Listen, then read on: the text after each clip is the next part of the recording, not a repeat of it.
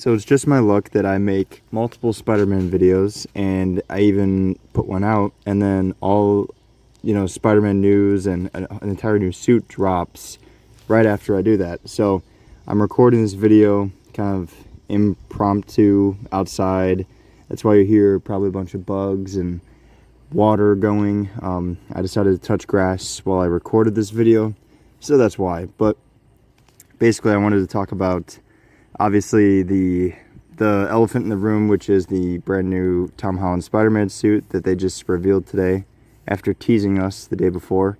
Although when this comes out, it won't be today, it'll be probably a couple days, but either way, brand new suit and a lot of new plot details, which I will get into. So if you don't want to hear about that, and if you want to be really, surprised when this movie comes out, maybe just kind of click off now. But basically, starting out, it's been confirmed that the Punisher is going to be a part of this movie. That was confirmed by Feige in that article I went over. But it's also been confirmed that Mark Ruffalo has been cast in the movie as the Hulk, and that leaves the door open to a lot of plot details. The main one being Spider-Man and the Punisher teaming up, or maybe even all fighting each other to take the Hulk down. But either way, the three of them will be kind of in the movie going at one another. I'm assuming, starting out as enemies and then maybe becoming allies to take down the bigger threat. As to what is going to cause the Hulk to kind of become enraged and go on a killing spree, I'm not too sure. The rumor is that he's going to become like, a Savage Hulk from the comics. And if you're not following the MCU, the Hulk is kind of a little bitch, for lack of a better term right now. He's Professor Hulk, but a lot of people are pretty upset about that because he's, he hasn't really been the actual Hulk since, like, maybe Age of Ultron, or you could even argue, like, the beginning of Infinity War, but that's kind of pushing it because it was, like, for 5 seconds. But either way, it's exciting to hear that he's going to be coming back as the Hulk, but also, like, actually having his real power shown for once, instead of just being a guy who talks and is a CGI green monster. So that's going to be pretty cool. But the other thing that kind of leads into this is there was set photos that revealed I forget what they call them, but it's like if you played the 2018 Spider-Man game, Martin Lee is Mr. Negative, and he has a whole gang of like the Demons. I think that's their name, actually, the Demons. And they have their logo painted on a tank that was spotted on the set. So a lot of people are assuming that Martin Lee is going to make an appearance as Mr. Negative, and he's going to cause the Hulk to kind of go on a rampage. So the movie will kind of follow them trying to contain or take down the Hulk, and then that leading to them discovering who actually did this in the first place. So I think it's all really exciting news, because obviously people wanted a more grounded Spider-Man, and this still has the opportunity to do that. I mean, I've seen some people kind of complain because they were like, well, how is it going to be street level if you have a Hulk in the movie? But I mean, if you know anything about street level stories, you could easily do a street level Spider-Man movie and still have the Hulk. I mean, it doesn't make it world-ending consequences. So I think that's pretty cool to incorporate a big hero like that, and we could see them interact, because to my knowledge, I don't think we've seen Spider-Man and the Hulk ever interact at all. And we definitely haven't seen the Punisher interact with either one of them, so that's really exciting.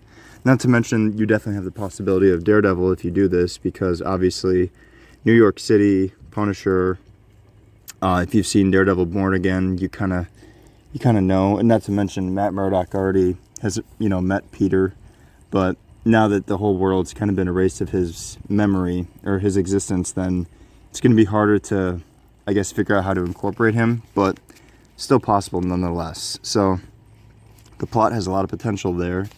Moving on to the costume, I mean, it's really exciting to get a new Spider-Man suit, and the reactions have been kind of mixed. A lot of people, I've been seeing them complain that it looks too much like Tobey and Andrews, but that's literally the entire point. There's like I'll post it here if I can find it, but there's like a line in the script at the end of No Way Home where, it talks about him swinging across rooftops in a new suit, new to him, but also familiar to, his new friends or his new versions of himself that he met.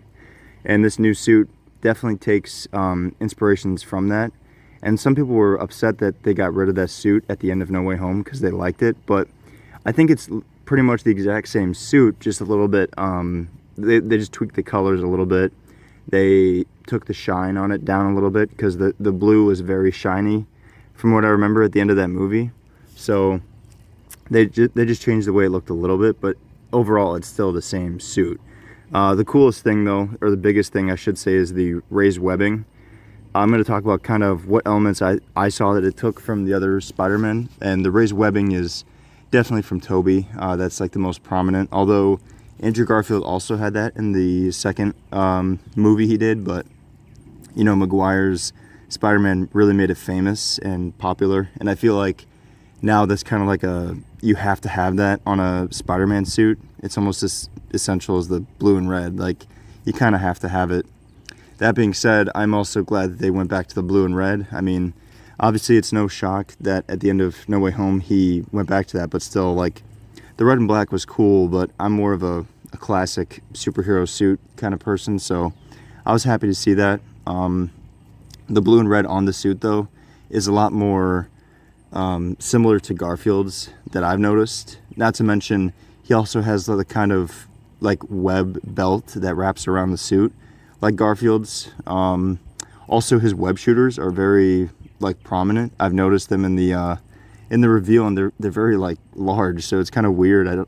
They're usually like pretty small and kind of hidden. So I'm wondering if there's a reason for that, or if it's just a stylistic thing. But either way, I mean, I don't mind it. I just noticed it, so that's not really from my knowledge, not from Garfield's, and obviously Maguire had organic web shooters, so definitely not from his.